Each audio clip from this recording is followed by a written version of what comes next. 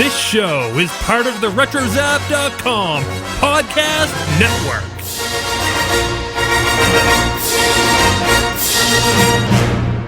If you listen to the previous episode of Starships, Sabers, and Scoundrels, you may be entitled to damages. Well, I'm happy to announce something, guys. Are you ready?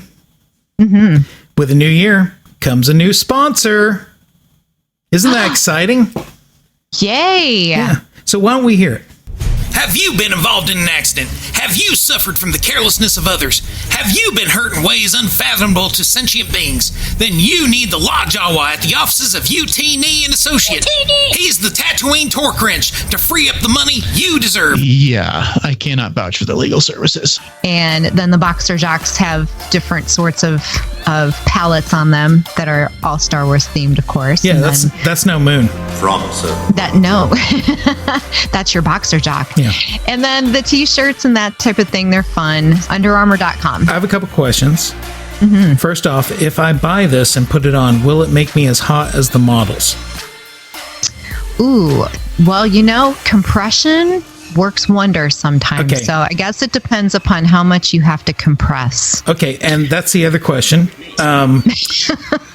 In our last episode, we began our discussion of The Last Jedi with our initial reactions to some of the story's main plot points and our favorite segments of the movie. This week, we are focusing on the Force, and more specifically, the roles of Rey, Kylo, Luke Skywalker, and the dearly departed Supreme Leader himself, Snoke. I don't know. To me, it still came off as the lesser of the two Force users at the time. One that threw a trick, but hey, that made him the most powerful. Well, one other thing I do want to say is that Snoke was obviously very mind manipulative. Snoke was trying so hard to control his emotions, his brain. The whole thing when he killed Han was all orchestrated by basically brainwashing him. Yeah. And so he learned from the master in terms of being able to manipulate the mind, whether it be his own mind or whether it be the mind of Snoke to believe that what he was doing was something other than what he was actually intending to do. Well, you haven't entirely convinced me, but I concede you have a good argument. But I don't want my ice cream experience to be sullied by some monkey, funky, chunky bunky. I say this year, my resolution is to eat more ice cream, but only if served out of a bowl, and only if it stays vanilla, chocolate, and rarely strawberry. That's the way I like it, and that's the only way it should be consumed. I also like The Last Jedi. Back to you, Dennis. It was a little creepy. Yeah, but I love that. Dennis, would you prefer to have Han and Carbonite yoga mat, or would you prefer to have this one? I think I'd go with this. That not interested in contorting myself on top of Han. Hey there, Scoundrels. Welcome back. Here's what is coming up on this week's show. The Maestro is not done composing Star Wars music. We cover John Williams' latest announcement and more in this week's news. In this week's Hypothetical, we head to the jewel in the desert that is Canto Bight and discuss Finn, Rose, and DJ. Our listeners know we are big fans of Last Jedi, but it wasn't for everyone. We discussed one listener's reaction and silence fools. It is always a good time to talk Star Wars, so let's get to it. Thanks for joining us for episode 46 of Starships, Sabers, and Scoundrels.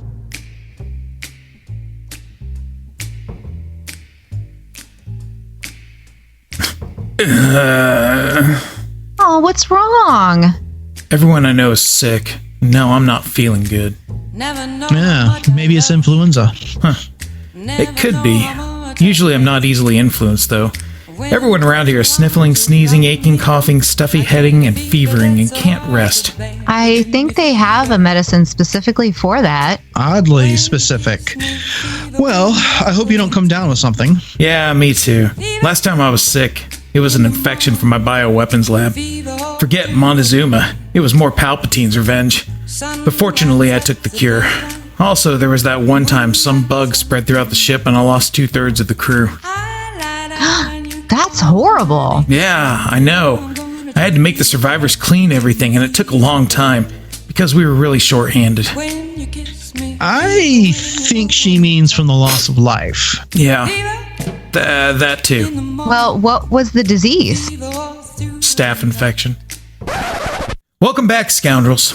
I know you've all been rubbing your hands in anticipation and antibacterial hand lotion, just waiting for this podcast that thinks bed rest is when you take a week and sleep on the couch. I'm your co-host and show candy striper, Darth Taxus, coming to you from the nurse's office of my flagship, the Assessor Collector. And with me, as always, are my co-hosts who think laughter is the best medicine, unless you're infected with some strange laughing disease, Dennis the Phantom Menace Keithley and Jay the Hut Jair Krebs. Dennis and Jay? Hey, I didn't even know that laughing was a disease, but hello there. Another happy landing and another episode. Can't wait to talk some more Star Wars. Yeah. Indeed. Yeah, we're getting nicely settled into this new year, and there's plenty of interesting Star Wars coming up. What are you all looking forward to the most? Ooh, definitely some new Rebels for sure. And yeah, just talking more about The Last Jedi. I just can't seem to get enough of it. You know, there's just so many things to talk about.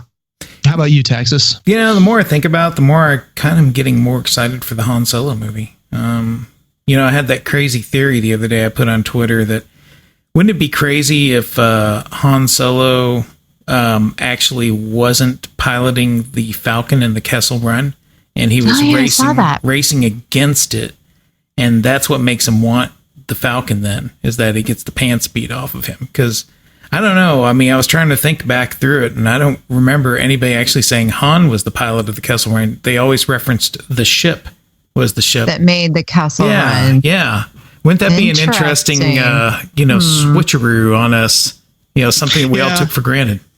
Well, I think justifiably took for granted, because I think the inference was he was the pilot that did that. But you're right. I don't think they ever specifically said that. And then at this point, that would be interesting to take advantage of that omission to make that an interesting plot point. So I like your theory. We'll have to think of some other Han Solo theories in the coming weeks, but let's go ahead and certain point of view, right? Exactly. Meanwhile, in the cutting room floor of the Han Solo movie, dang it, they figured it out. Quick, go with option B. All right, well, let's head on over to the news.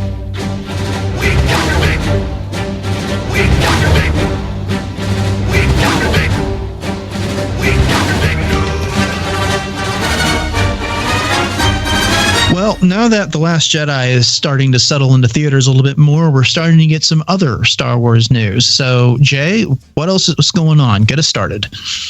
All right. Well, the first thing is that although we don't have an official premiere date for the second half of the final season of Rebels, we do know production on the remaining episodes is nearing an end, and recording the music for the series has concluded.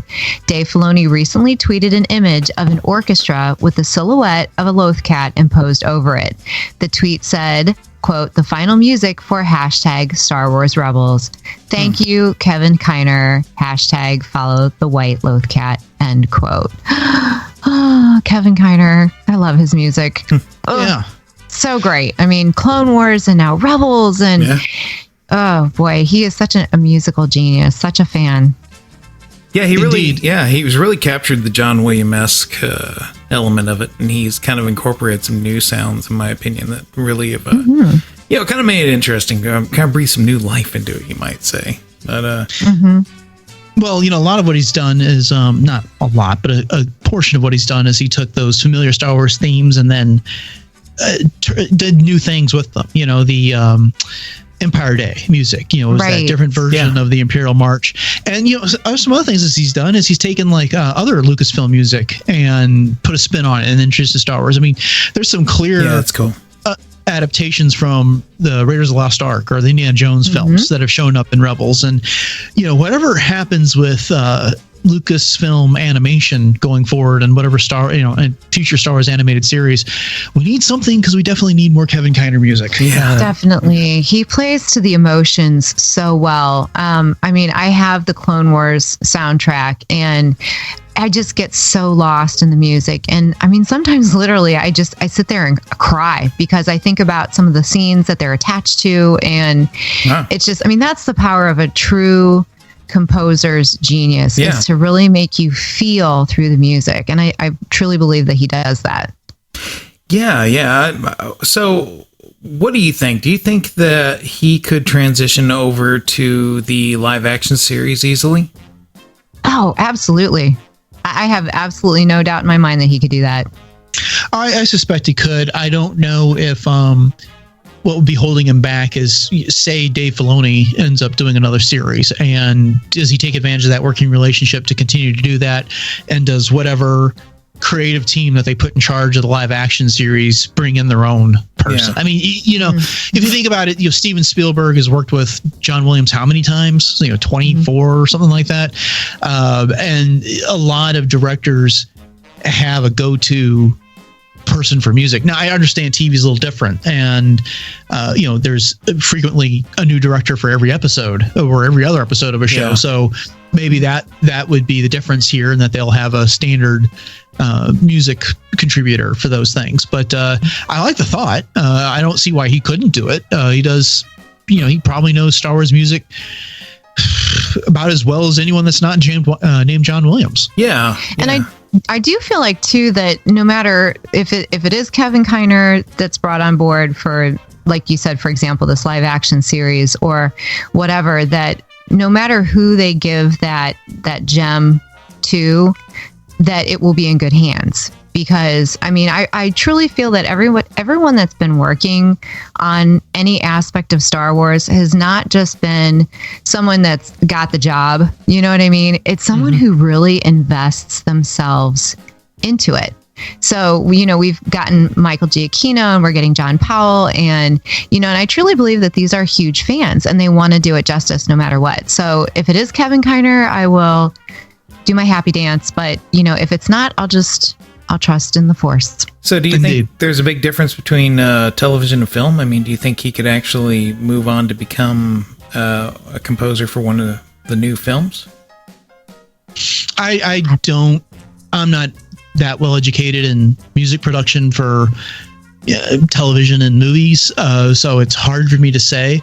But that image that Filoni tweeted out was him with an orchestra, so I don't see why he couldn't. I again, and this is not fair. It's going to come off like a criticism, and it's not. But it's a lot of this music he's done for Clone Wars and Rebels was an adaptation of John Williams' work.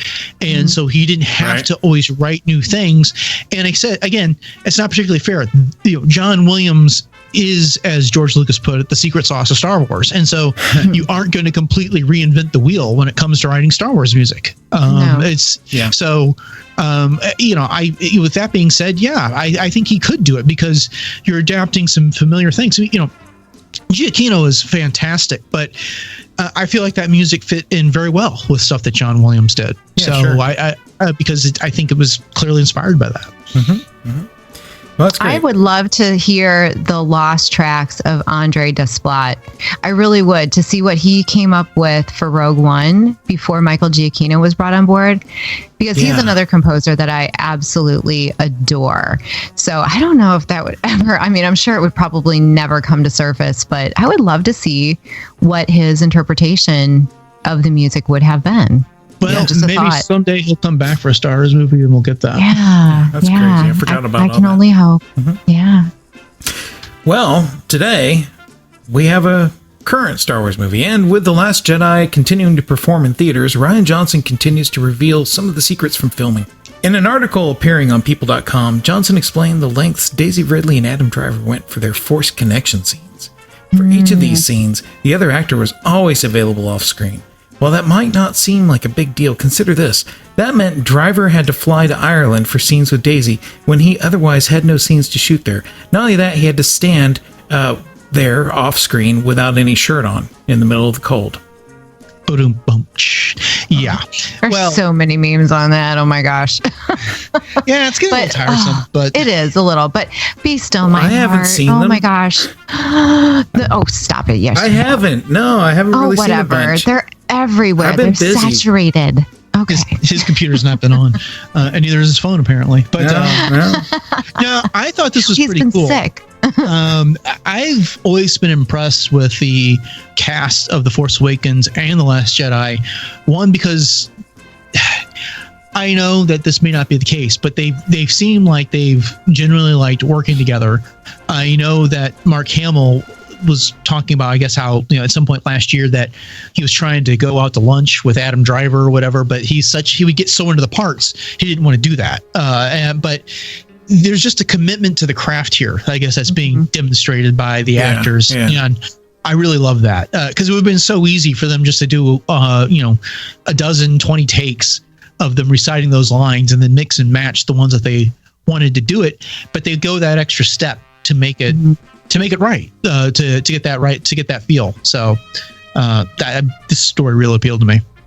Oh, absolutely. And, and they've said over and over and over again how, like you had mentioned, Dennis, with Adam Driver just getting so into his character and immersing himself in it. And there was a little bit in the most recent issue of Insider as well. Not sure if you guys caught that, just about how he really had to rethink his role as Kylo Ren because he was playing someone younger than his actual age. So it just shows that, it's just such a commitment on both their parts. But, every time I watch this movie, the Force connection scenes they rip at my heart more and more and more. I'm not going to lie. The first time it was just like, oh, whoa, what is this? But the more I think about it and the more it's so powerful. Yeah, well, and part of that is that Daisy Ridley did such a good job, when she's challenging Kylo about, why'd you kill Han? And the tears come down her face. You can sense that anguish, and it makes it convincing then when Kylo comes back at her, challenging her on the identity of her parents. And it's sorry if this is a spoilery one, but come on, the movie's been out for most of them about a month at this point. Right. So time for spoilers or warnings are kind of over. But and I guess it helps when that other person is there in the room as opposed to someone, I saw the identity of your parents, just reading from a sheet. Right. They could have obviously gotten any actor to do that, but being able to feed off the person that was actually going to be doing the acting on the other end of that scene. And, that means they had to do every single one of these scenes twice.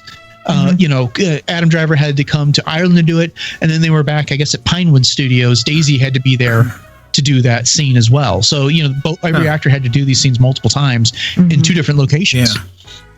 And her raw emotion is so impressive. Just the way that, like you said, with the tears streaming down her face, and it moves me just thinking about it. It really does.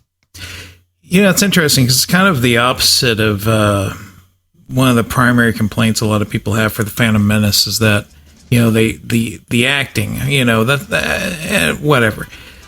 The thing is that, there you had a bunch of actors who for the first time in their career had to act against thin air, because this was all the advent and George pushing the envelope with doing digital stuff, So it's kind of a weird juxtaposition, because they could have done that. They could have just acted to thin air, but instead, they went back to their chops. Right. Talk about practical effects. Can't get more practical than this. Yeah, right. Yeah, that's the good point you bring up, Taxus. I remember, I believe it was Terrence Stamp, who played Chancellor Valorum in The Phantom Menace, was talking about that once, how he was looking forward to working with Natalie Portman.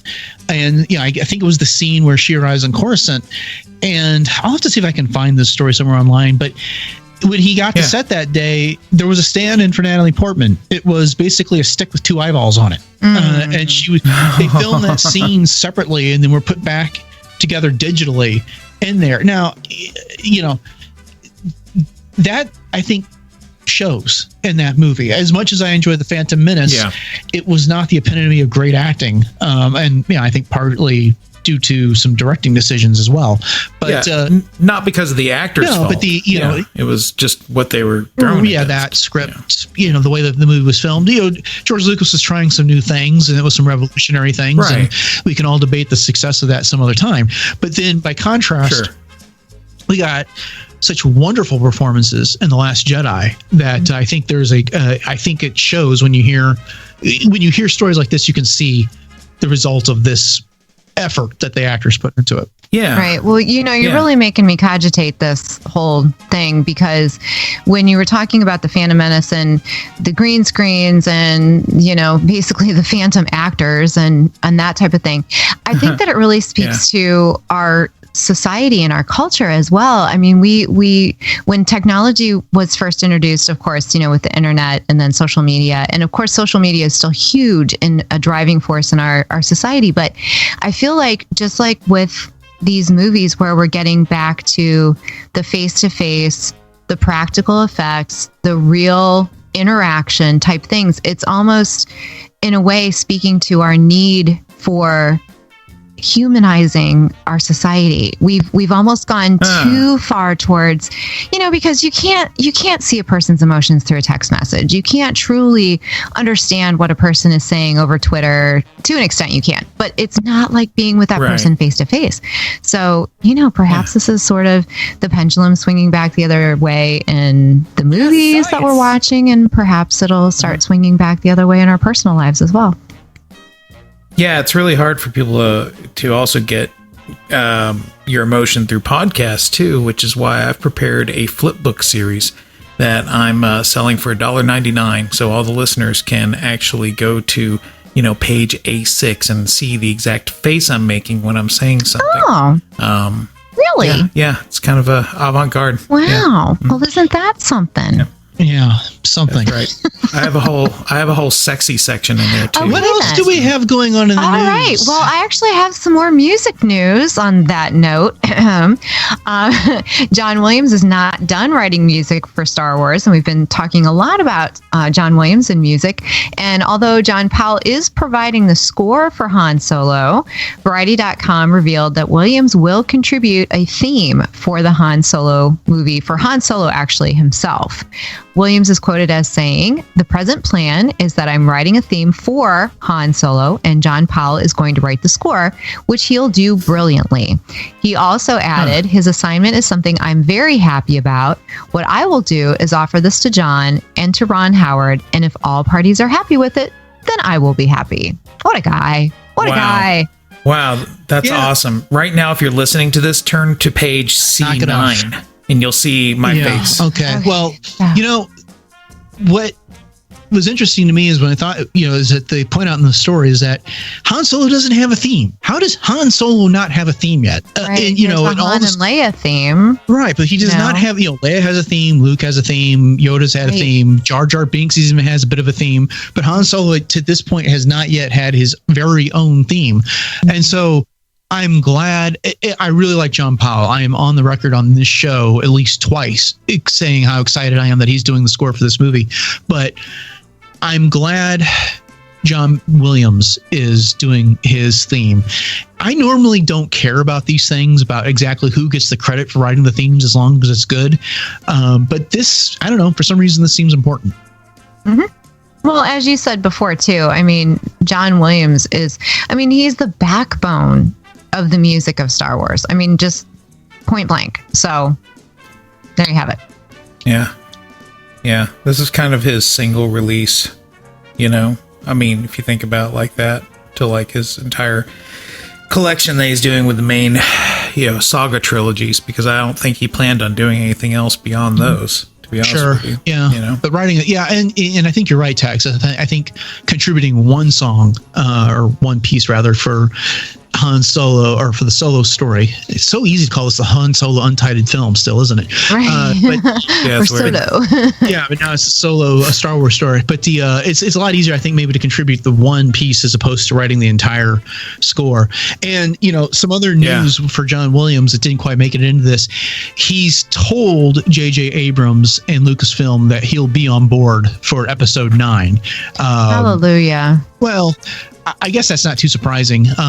There's been no official announcement about that, but I believe it was also in Variety where that came to light. I think maybe even today, while we're earlier, just before we record this, that story came out. But anyway, he says he's back for episode 9, but him saying it in Variety isn't necessarily the same thing as being official, but I suspect we'll get that announcement sometime in the coming months.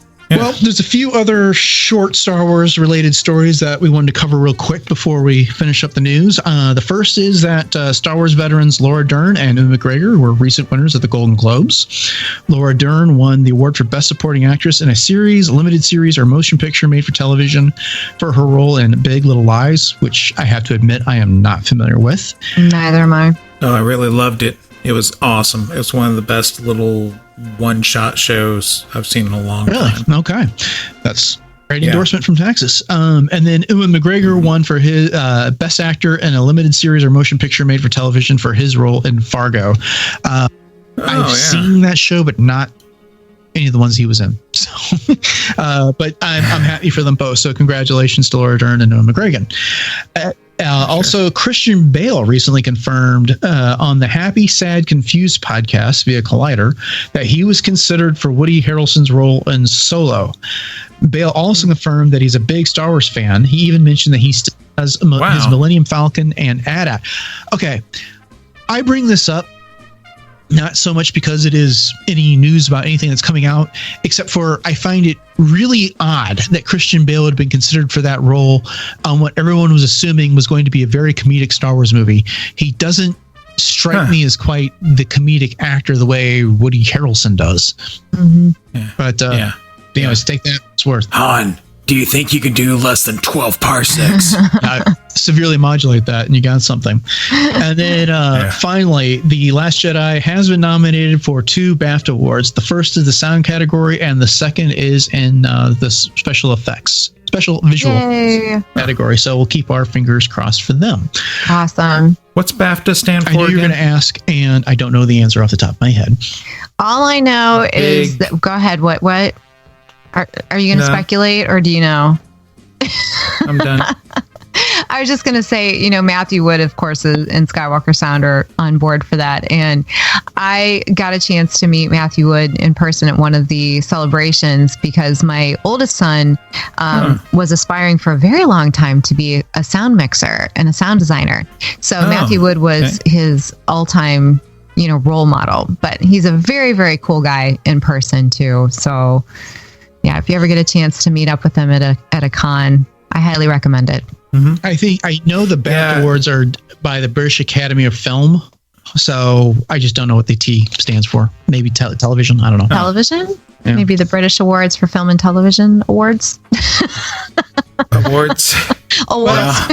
Yeah, we're blithering at this point, so we'll move on. But that'll do it for this week's news. Scoundrels, if you want more on these stories and others, we would recommend such sites as retrozap.com, Coffee with Kenobi, Fantha Tracks, and Jedi News, and theforce.net. Okay, it's time for our hypothetical. No, dang it. It sounds like the dog's got into the trash compactor again. And now the phone's ringing. Hey, would you guys get this, please? If we must. Hello? Nope. Who was that? Nobody we want to talk to. Don't answer that. Why not? Just trust me. Oh, come on. Let's see what he has to say. Fine. Hello. The Dennis. It has been forever since we last spoke. It is good to hear your mortal voice. Long enough. Thanks, Deep Breath. So, why are you calling us this? There is no time for the small talk. I have information of the utmost secret urgency that I must convey to the Scoundrels. There are things that happened on The Last Jedi that have wildered past the point of bewildering. I knew there had to be more to the story. We're going to regret this. Yes, there is, the J. Everyone thinks that Chewbacca and Rey went to Octu to find Luke, but what they don't know is that Chewbacca is receiving kickbacks from the meat industry to find a new source of meat. He will soon be revealed as the new campaign phase of the even newer campaign to convince the galaxy to eat more porg. His tagline is, Porg, it's tasty after you desensitize your soul and take a bite. Yummy porg. That seems like a really long catchphrase for marketing. It is a little known fact that porgs actually taste like cherry cola and engine oil. So naturally, Pennzoil has a great interest in keeping Octu a secret since they have just announced their line of cherry-flavored high-mileage engine oil. That's why my car smells like cherry pie. Yes, it is. And it does. Really? Well, anything else? Because we have a show. This next opinionated fact is so dangerous. It could bring down entire planet worlds. There was a reason that Rey was shocked and looked away from the plateau of naked smooth chest of the Kylo Ren. It is a widely little-known knowledge that Rey accidentally saw the tattoo Kylo had marked upon his Ben body when he was still a Ben child. It resided below his naval base and is the reason he wears his pants as high as an old man out for a mall walk on a Sunday afternoon. This was demanded for the final scene as Rian Johnson felt it was a blatant placement of the product of tattooing and that it had no place in a Star Wars movie, but it has a place at a Star Wars convention. What's the tattoo of? I have said too much already. I cannot say, and I am in danger from the danger, but okay. Don't encourage him, Jay. It's stated upon his front upper Sith area, light side. Okay, that seems unlikely, but not too bad. But it's weird that something like that would get that attached. But the reason is so mind-reasoningly unreasonable that Dennis, he put it there as a companion to the one he drunkenly got one night with the rest of the Jedi students who were forced to stay at the alternative temple for troubled student children. They convinced him to get a tramp stamp that reads Dark Side with an arrow pointing to his unknown regions. Although it was meant as a joke to insult the bad non-Jedi Jedi, Luke was very upset about this, since he was going to have to explain to Ben's mommy and daddy how he contracted the hepatitis space. So one night, he snuck into Ben's room of slumber and was attempting to remove it using his lightsaber without waking Ben. Well, we all know how that ended up. Yes, we do. It was actually Snoke who suggested they put the front-bottom inking on because he said it was Kylo's first lesson in balance and it was kind of kick-ass. Speaking of Snoke, it is rumored that he is dead. But I know the truth. Oh, come on now. We all saw him die in the movie. That is what you were led to believe. The real reason he allowed that to happen is so he could cosplay as the Darth Maul, since he purchased his Spider-Man legs from a pawn shop in the Chiss Ascendancy. This was the real reason DJ wanted to get to the First Order, since he was also moonlighting as a FedEx delivery man, and Snoke had ordered his arachnid bottoms costume using the Amazon. The shipping was free because he has a Prime Jedi membership. This worked out well for Finn because he needed to show the Phasma that Rose was really a living girlfriend and not one he made up by copying pictures off the interweb spacenet and get her to stop stalking him on the Spacebook. The real reason Phasma dislikes him so is because they used to be friends of the boys and the girls together. So you're saying they were dating? Yes! They were quite the item and the darlings of the First Order. They were the new Brangelina, and, in fact, everyone knew them by their cute couple name, combining Finn and Phasma together to become Phasma. But some defied convention and called them Finn. This is why so many disliked Finn and want to hurt him to this day, because he gave Phasma a rose unrelated to his new girlfriend, and then left her. Even though Phasma was about to call it off herself because of the no dating coworkers rule at the office. Some think he only dated her to escape the policy that all the stormtroopers must be like the Unsullied, like in the Game of the Thrones TV show. I really think you need to fact check. It is a little-known fact that Luke Skywalker did not intend to find the planet home of the Jedi people. Oh, this should be good. You're kidding, right? No, I think.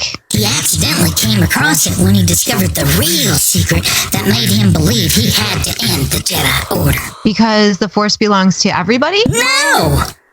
It was because the Jedi Order was originally intended to be a nudist colony, and the only reason it wasn't was because someone had donated to them a bunch of surplus robes that were intended for the Jawas.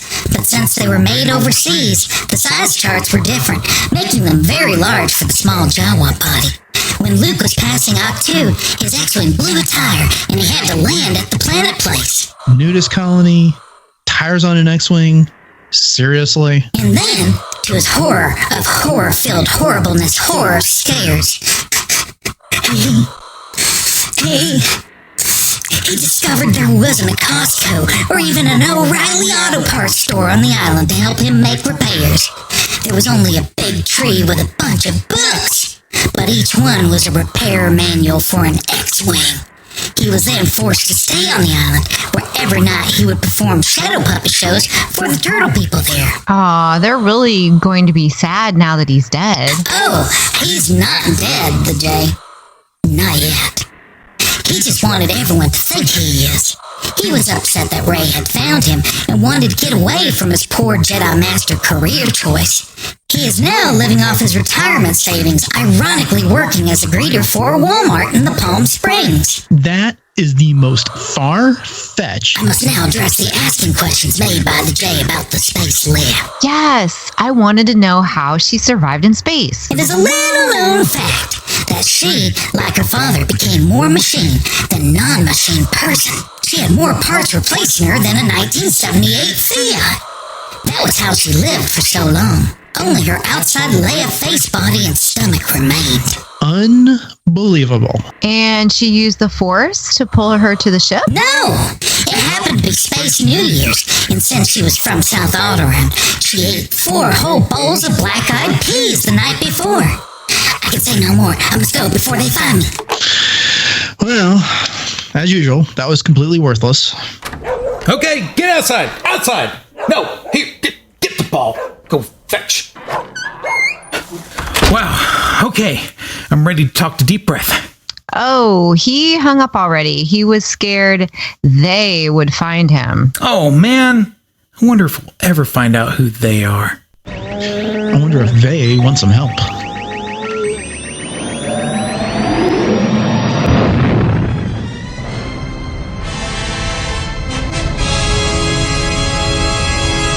Okay, well, now, under our hypothetical, this week we are continuing our look at The Last Jedi.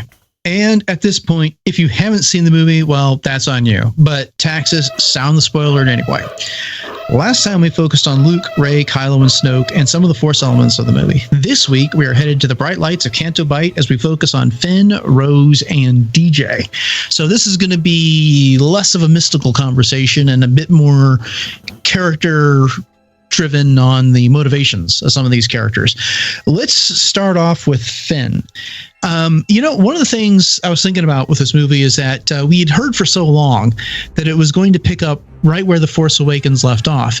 And I think naturally a lot of people were considering what that meant for Rey and Luke, because that was our cliffhanger. Almost literally, they were there on a cliff and she was chanting the lightsaber.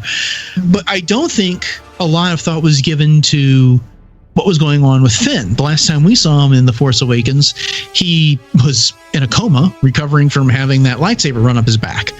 And so now he awakens in this movie, and there's a lot of things going on. So what did y'all think about him at the beginning of this movie, Jay? Well, that's the one thing I've been hearing a lot about as far as the timeline is concerned, in terms of how long was Finn actually out? Are we seeing maybe some different timelines actually being pieced together? Because, of course, as you said, we literally get right back to Octo in the same scene where Rey is trying to hand the lightsaber to Luke. So I can't imagine that she was standing there for a week while Finn was in a Bacta suit. So yeah, so there's, and I didn't question that at the time, but Bacta does work wonders, and it's about time that they figured out how to make a suit out of it instead of just letting you float in some weird goo. So, who knows what kind of, you kind of got to wonder too, if maybe the resistance is Bacta strapped, so to speak, and that they can't afford to plunge people entirely in there. But almost like maybe recycling some of it, kind of thing. Yeah, it's kind of interesting, because I took it to be that, the scene with Rey was what they were talking about. Like, that's where it picks up, and there's no time passing. In fact, when you see the resistance scenes, it's like they get back to the future. Okay. Well, back to the Yeah, I mean, I kind of figured that this movie was, because Star Wars movies traditionally start with some shot of a starship. That's in the original trilogy, it was a Star Destroyer, and then in the prequel trilogy, we had up until the first two movies, it was some sort of a smaller shuttle type ship or a diplomatic ship. And then with the Force Awakens, we had that Star Destroyer going across the moon. In Rogue One, we had another shuttle, and now we had the Resistance fleet. And so I wasn't terribly surprised that that's where we started. And then we got back to Rey and Luke later. But but this notion, that you brought up, Jay, that, really, how long was Finn out? I'm kind of wondering if perhaps Rey's trip through hyperspace with Chewbacca to Octo was a little truncated in The Force Awakens, but we really should believe that it took longer than it did. And because they do, as I think your joke was alluding to, Taxus, it does kind of seem a disparity in time. That the Resistance is doing now, and then all of a sudden we're back on Octo with, how long have you guys been staring at each other playing this? Yeah, exactly. This game? And who Ray, blinked your first? hand must really be getting tired right now. Right. And so, but so he wakes up and he's confused because the last thing he knew, he was on Starkiller Base. And so, did you think at the beginning of The Last Jedi that he was changed any from where we saw him at The Force Awakens, or did his growth really come in this movie? That's a good question. I mean, I do think, like you said, he was very disoriented, and when he went unconscious, the last thing on his mind was saving Rey. So of course, when you wake up from a stupor like that and you've been completely unconscious and that was your last thought, that's going to be your first thought. So it's understandable that he was so hyper focused on finding Rey. Where's Rey? What's going on? She, like you said, I was on Starkiller Base. Now I'm here. How did I get here?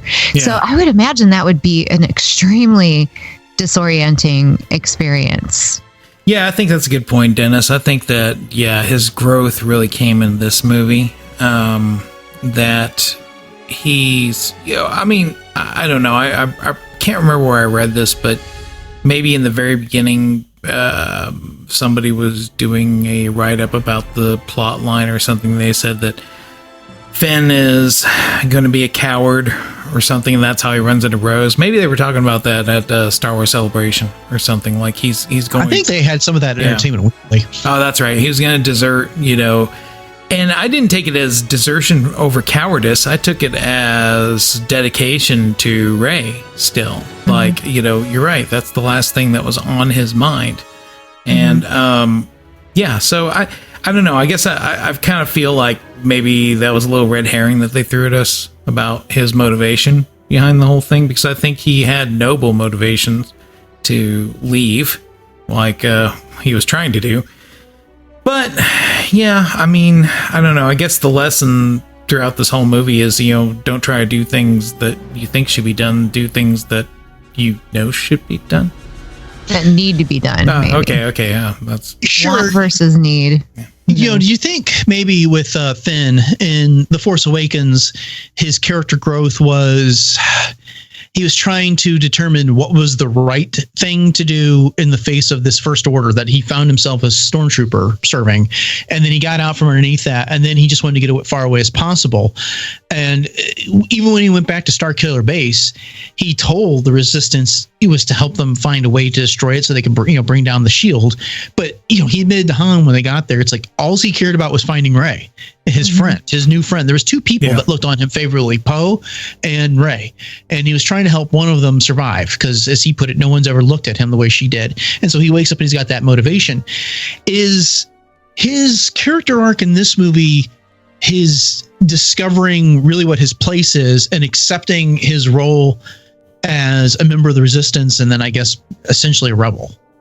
Gosh, that's such a good question, because I almost feel like he had more character growth in The Force Awakens with the way that he did make the decision to leave the First Order and give up everything that he knew and fight for a new cause. But in the end, it's all about Rey. I mean, when she moved the rocks aside and he saw her, that was the only thing he made a beeline straight for her. So yeah. I'm torn. I have trouble really believing that he was in it for the Resistance the whole time. I think he had somewhat of an aha moment when Rose said her now famous line, "It's not about destroying what we hate, but saving what we love." But was it an aha moment for the Resistance, or was it an aha moment bringing him back to focusing on Rey?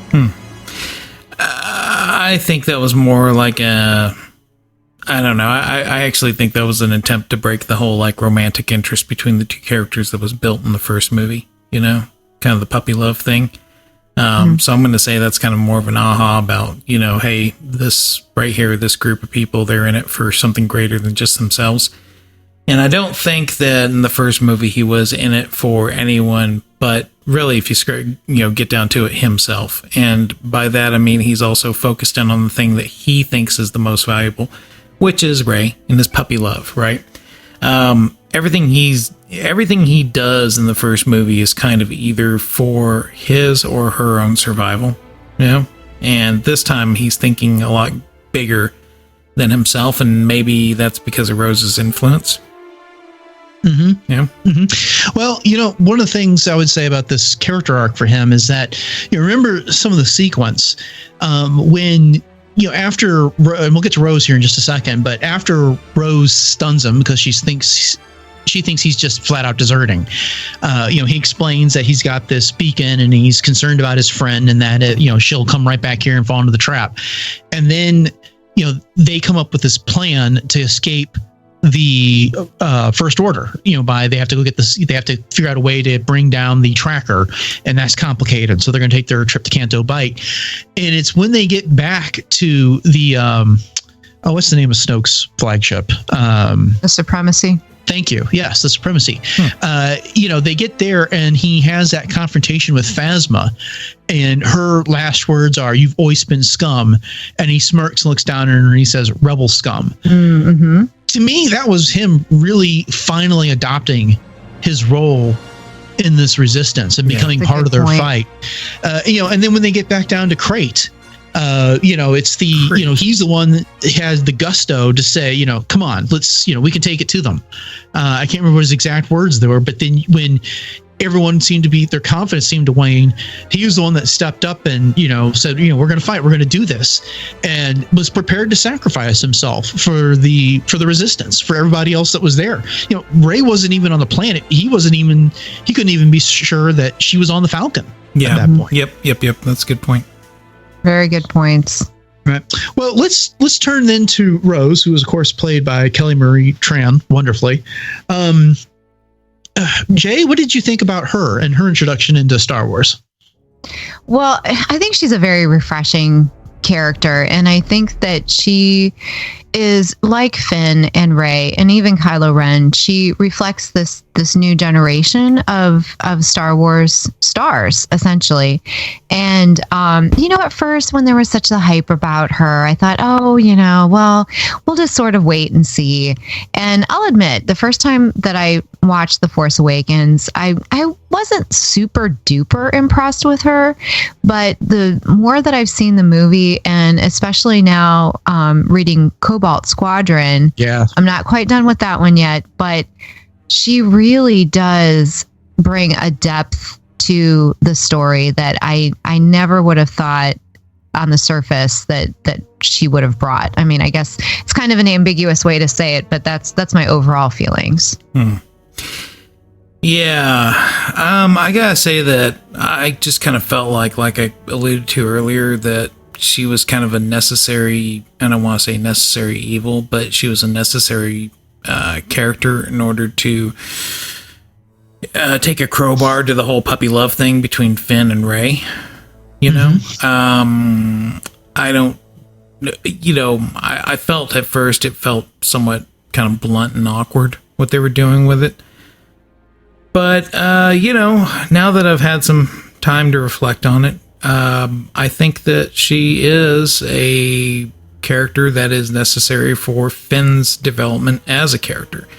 And it's kind of easy to miss, you know, because there's all this other stuff going on. you might say. But let me ask you a question, guys. Do you think? I mean, you alluded to Cobalt Squadron, right?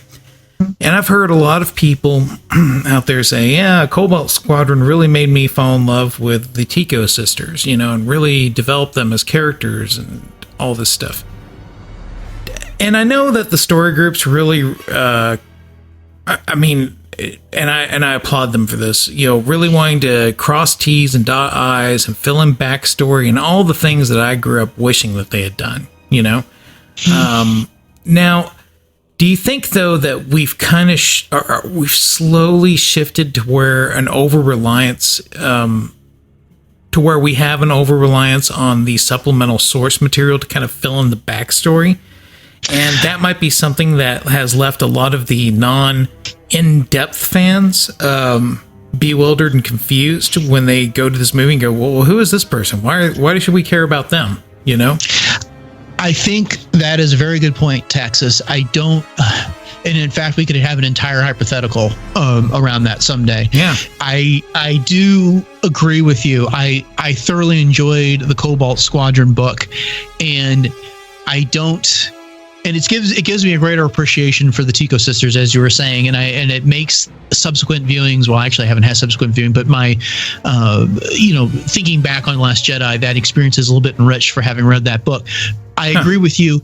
That book shouldn't be necessary to get everything that you need to get out of those characters in the movie. And I think you can still enjoy the movie quite a bit without having completed that book. I think you've both brought up points about Rose that are extremely valuable. I think she's there, and in one of the functions that she completes is she kind of breaks up the puppy love that Finn may be experiencing for Rey. I also think that she contributes to Finn's character growth. One, because she's the first person that believes him to be a hero for his actual actions.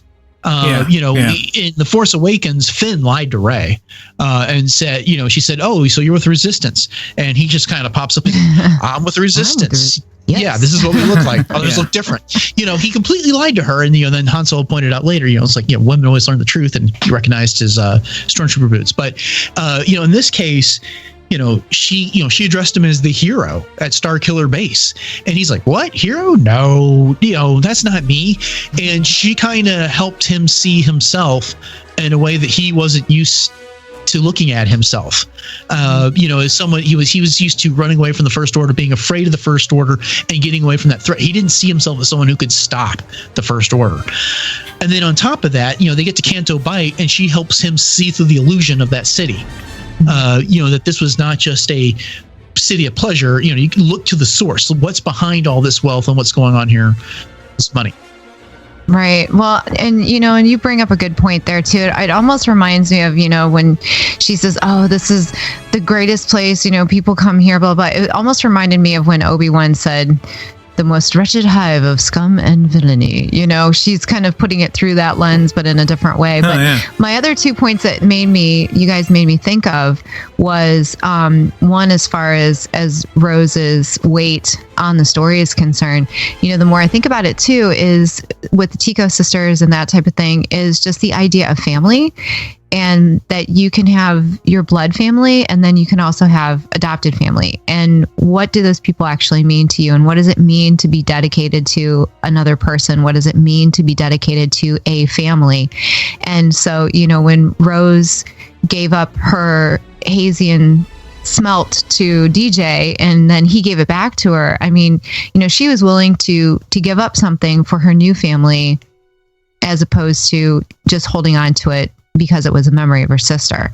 So that was one point that I wanted to make. And then as far as like the continuity and everything is concerned, it's interesting that, you bring up this point about, do we really have to have all of this supplemental material? Is it making it almost necessary for a fan to have to fill in the blanks with all these things? Or can we just allow people to enjoy it for face value? And I just watched the My Little Pony movie with my son.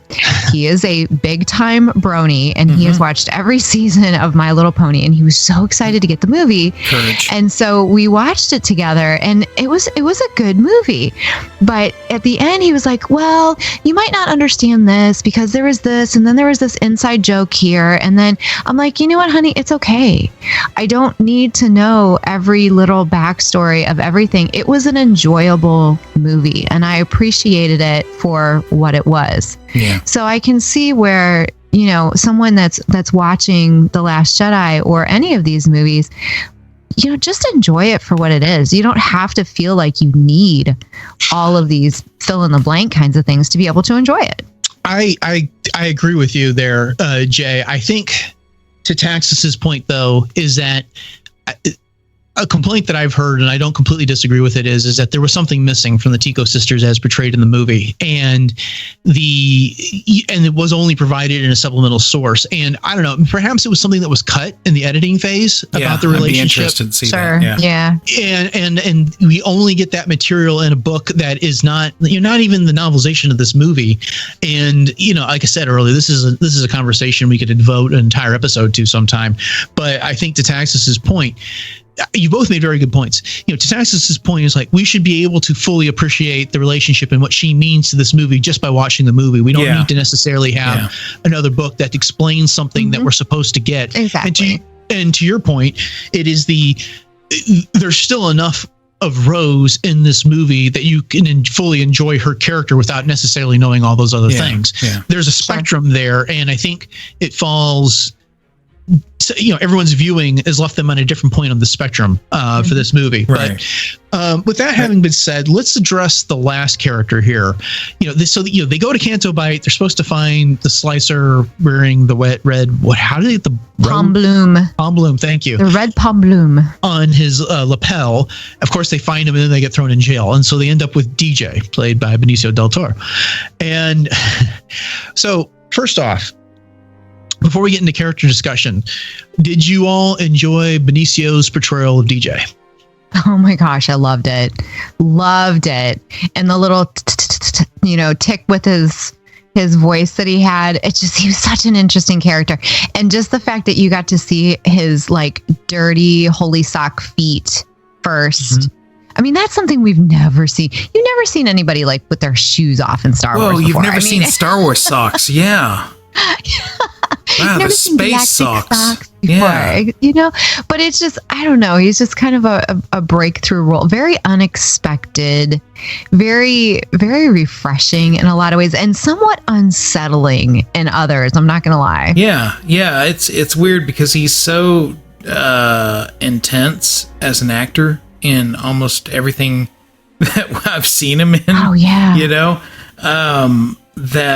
Yeah, I feel like his Heineken commercials were good training for something like this. You know, he just basically played a rogue, you know, a devil may care kind of thing. And hey, you know, I'm just gonna work this out as best as I can and let it work. You know, let it go. And it's funny because the more I think about it, the more I think that he possibly knew BB-8 was up to cahoots in the background somewhere, you know, which is why he was telling Finn, hey, just calm down. You know, I mean, today they're blowing you up, but pretty soon you'll probably be blowing them you're up. Talking about when they got to the Supremacy. I thought you meant the jail cell. Because he basically saw what BB-8 can do. You know what I mean? That's an interesting take. That's the first time I've heard that one. I'm gonna have to consider that some more because I don't really think he cared. He delivered that speech earlier. When they were in the jail, I can do it. When they're trying to decide what to do, he's like, I can do it, guys. And they didn't believe him because why would you believe someone sitting in the jail at a casino? Yeah. That seems pretty small time. Mm-hmm. But then he convinces them by breaking out the way he did, and then of course showing up on that ship. Yeah. And then he. One of the interesting things, I think, was a statement that probably deserved another beat or two when they were looking at, who owns this ship, and we were seeing all the schematics for the different TIE fighters and and then all of a sudden Yeah, then we see the X-Wing. So it's like, it's not just the bad guys that are, paying for this war, and the profiteers are, getting money from your resistance as well. That seemed the statement was made, and you could certainly say they didn't need to say anything beyond that. I don't know. To me, it just kind of felt like that theme maybe needed another beat or two of another clue, another element to it to really drive it home. Because I don't know, I just kind of like that what you were alluding there to, Taxus, when he turns on them and they're being hauled out into the hangar, and they get Phasma and Hux give him his payment. And then he just kind of wanders off, and the line you alluded to, it's like, they get you, tomorrow you blow them up, and, that's the way it is. Neither side wins. It's a circular thing. You win today, they win tomorrow, and then, you take turns killing each other. I kind of take him more at face value for that. I mean, it's possible he knew what was going on with BB-8, but it's just okay. So let me change the subject a little bit more. Do we want to see him get his comeuppance, or is that kind of defeat his purpose? Well, I mean, I just want to backtrack for just a second before I answer that question. I want to know how the heck he ended up in a jail on Canto Bight in the first place. He is extremely a fish out of water in that entire casino. I have a feeling we're going to find out. Where the heck did he come from? I feel like we're going to find out in the comic. Probably in the comic, yeah.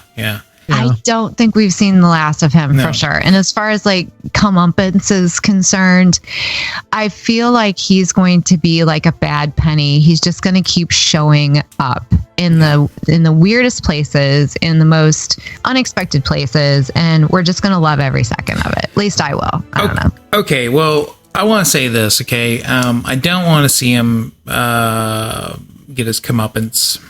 I think that he was who he is. And a couple of things. First off, I think he does care. I think he does, because if he didn't, he would not have given Rose back her. What was that? The little medallion. Yeah. What do you call that again? Smelt. Yeah. It was like the ore. Oh, I don't know how it smelt, but it looked weird. But so that, I mean, he wouldn't have given that back to her if he didn't care about, to a certain extent, like, I'm not a jerk. Yeah. You know what I mean? Like, here it is now, shoo. I understand this is special to you. You know what I mean? Okay, but so, I guess, let me ask you a clarifying question before you go on with your point. Yeah. Are you saying, if he didn't care about what, I guess is what I want to know you're saying? Well, if he was truly out just for number one, he would have used that and just been like, see? Great, and put it back in his pocket. Yeah. But he knew it meant something to her, and he kind of gave it to her with the look like, see, I'm not such a jerk. You know what I mean? Yeah, he did have a grain of like human empathy there. Yeah, a little. And so, okay, let's go back to his whole talk about, okay, so this guy was selling, the First Order weapons, and hey, they were selling also the Resistance weapons. Okay, so he's basically equating morally the Resistance and the First Order to the same. And let's face it, I mean, the Resistance is trying to stop what is most assuredly going to be a plague unleashed upon the galaxy by the First Order, and despite what they think they're trying to do, they're evil results.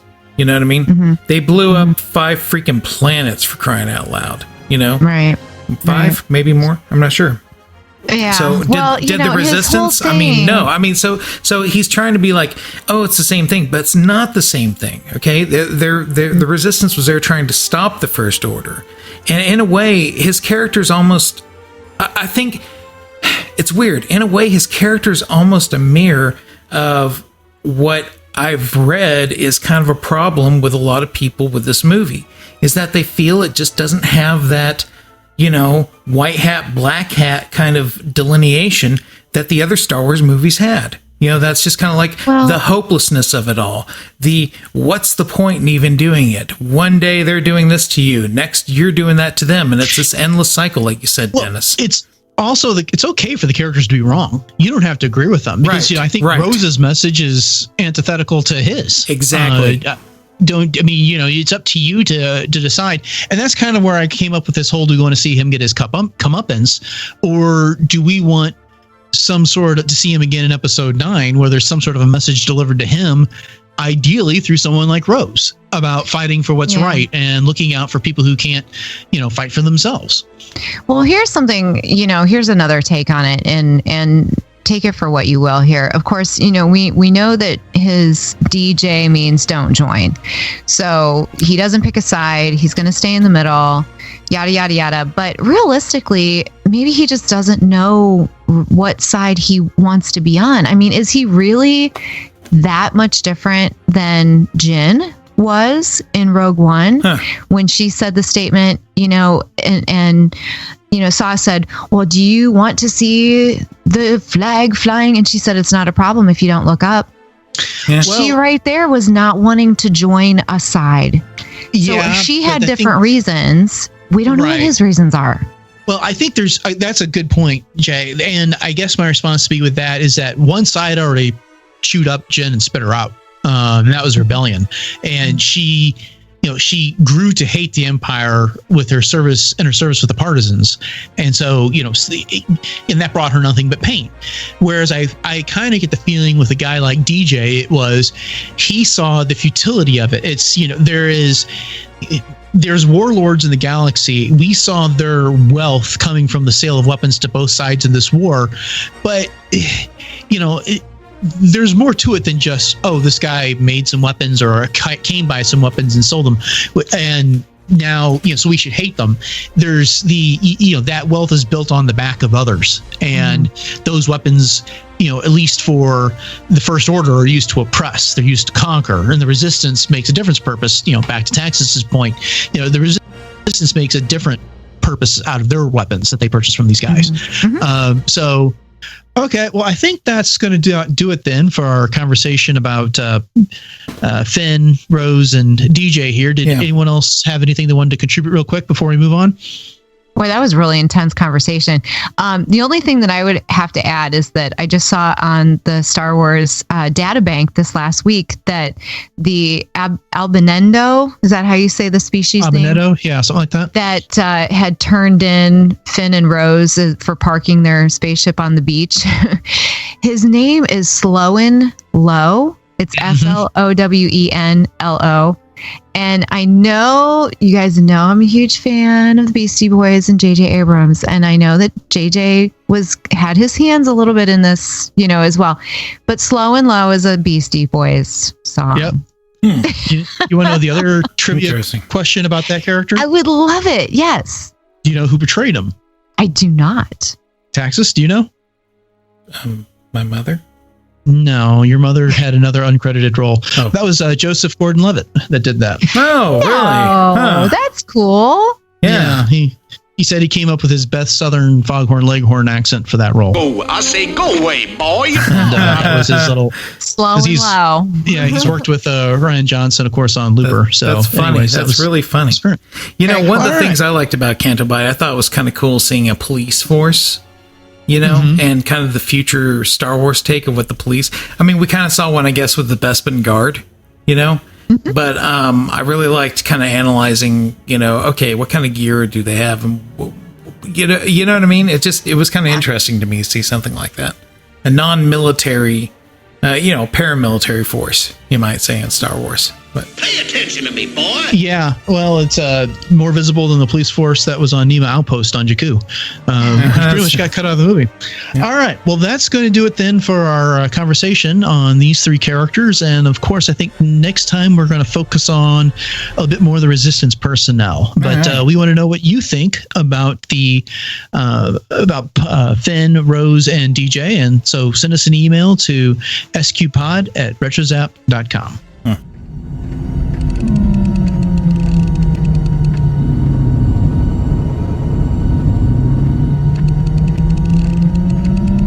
It's time for Science Fools. All right. Well, from our inbox, we have the following email from a regular listener, Darkside MX. Oh, yeah. And he says, "What's up, Scoundrels? It's been a while. After listening to your The Last Jedi review and also listening to the Sandcrawlers review, Shout out to Dengar Dan and Mike. I'm stuck with how diverse people's opinions are. I saw the movie opening night at the 7 p.m. showing. This was the first Star Wars movie I didn't want to watch again. I considered leaving when Leia flew like Superman through space. There was just a lot of things I did not like, but not because it was different than what I expected or grew up on. I won't give all the reasons and bash it. It seems most of you felt the movie move quickly, while I felt like it would never end. Imagine how I feel as a lifelong fan to really dislike a movie. It was, and it still is, a horrible feeling. I went and watched a second time over New Year's weekend. My feelings did not change. I'm not mad. You can't always please everyone. My hopes are high that Solo will make up for it, but honestly, I rank it next to last in my favorites order. Anyway, keep up the good work. Except for Taxus, keep up the dark side work. And then I sent him a responsive email saying, hey, that sounds frustrating. I'm sorry you didn't hear to like it. To which he responded, yeah, it was frustrating. There were things I liked, but the things I didn't overshadow them. I really despise Leia flying. Not that she could survive and float herself back. It was the actual imagery of how she did it. I just hated that. Okay. I really like this email. The three of us have all professed numerous times how much we've enjoyed the film, but he's right. It is divisive. There's a fair chunk of people who've seen this movie who didn't like it. Yeah. But what I like about this is that, even though he uses the word hate and things that he didn't like about this, he did so in a respectful manner. And that it doesn't, you didn't have to agree with him, and he's glad that some people liked it, and he's looking forward to the next movie. There's a point out there that there is a ton of Star Wars now, whether it's the movies, the television shows, the books, the comics, the web show, the Star Wars Today show, podcasts, everything else. There's plenty of Star Wars to go around. And yeah, you may not like this one, but there's probably a pretty good chance there's going to be something soon that you do like. So, good on Dark Side MX for that. Go ahead. Well, if I may also throw a shout out, he has a podcast, by the way. And if anybody out there is a fan of motocross, they should check it out. It's I'm just going to say it how it's read, how it's spelled, Motox Pod. So like Moto X Pod. Y'all should check it out. Got some people on there every week, some guests and everything that are currently working the circuit and everything. It's really interesting. I'm not really big into that sport, but I love listening to the show because I don't know, it kind of makes me wish I was doing it myself. So just a little shout out there for our good friend Darkside MX. Indeed. All right. Well, thank you so much for the email, Darkside MX, and we hope that you have a better experience with Solo. Let's move over to Twitter, and we have a tweet from Neil Lowry who says, "Don't let this podcast die. Listen to it because you have to." Now, we're trying, Neil. We're so trying. It sounds a little odd when read in isolation, but that was in response to a tweet that I put out there for episode 44, which the show title was "Let the Past Die." So that was clever. Yeah. Thanks to Neil. I've seen on Twitter that he listens to quite a few Star Wars podcasts. So getting singled out by him like that's pretty cool. Yeah. Well, thanks, Neil. All right. Yeah. Our friend and regular listener, Ryder Walgen, chimes in with episode 45 was great. Really loved it. You all get a participation medal. The force is in you and you and you. Y'all know that was a Robot Chicken reference, right? Exactly. Yes. But he picked right up on that. So absolutely. Okay. And then we have another tweet. This is from a new listener with the handle of Josh X, and he's at Lightman X5. And he says, "Just finished my first listen ever of your podcast, and I want to jump in and say, spoiler alert, he's got a theory he's going to lay on us here. Okay. I think Luke, Ben, and Rey had their memories of Rey erased. I think Snoke was referring to Rey when he was talking about Skywalker being his equal, and therefore she's ... yes ... exclamation point. So I think he's getting, his theory is that Kylo was wrong and everyone was wrong, that Rey really is a Skywalker. They just had some memories erased. I think that's how I'm interpreting this tweet. But if that's incorrect, I'd really like Josh X to email us and give us a bit more detail on this one. That's how I would interpret that as well.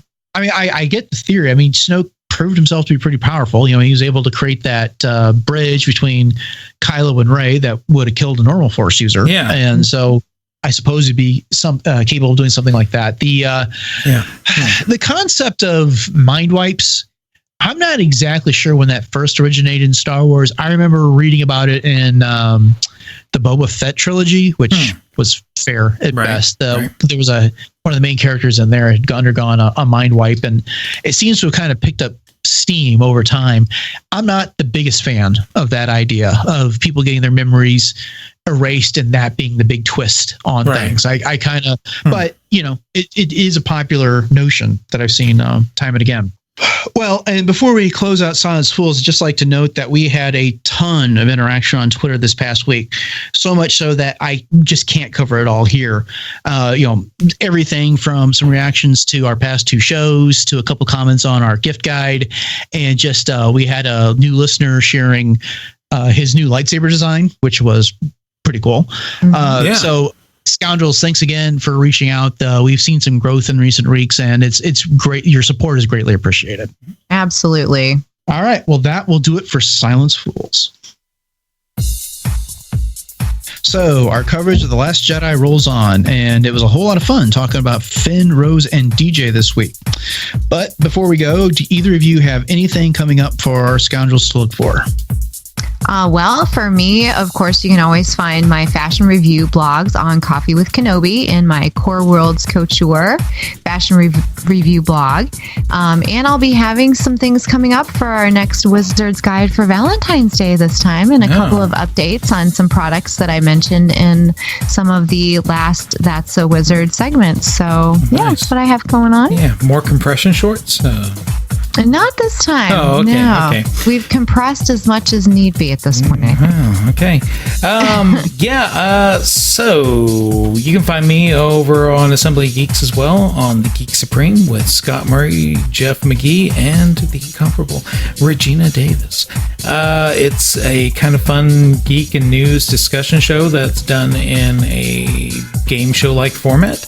And every week there's a new Geek Supreme crowned. And this year, we're adding a little element of pain and misery and suffering on the losers each week. Ooh. So yeah, check it out. Again, it drops every Tuesday on the Assembly Geeks Network. Is that kind of like Impractical Jokers where the loser has to do like something terrible? Yes, to the others. Ah, okay. I don't know yet.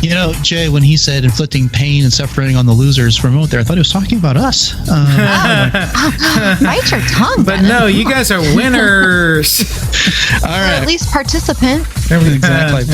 Well, I have some recent comic reviews on RetroZap, including my review for Mace Windu number 5 and Star Wars number 41. You can find all of my reviews under the comics commentary section on RetroZap. And then War Trails, the Star Trek Discovery podcast that I do with my wife, is back with the season resuming this past weekend. And that can be found on the RetroZap podcast feed, and we are having a great time covering the second half of the season, and our shows covering episodes 10 and 11 are now available. And by the way, if nobody's watching the new Star Trek Discovery, you should. It's really great. I'm just saying. Yeah, the first couple shows there after the break have been really epic. Wow. So, wow. Yeah.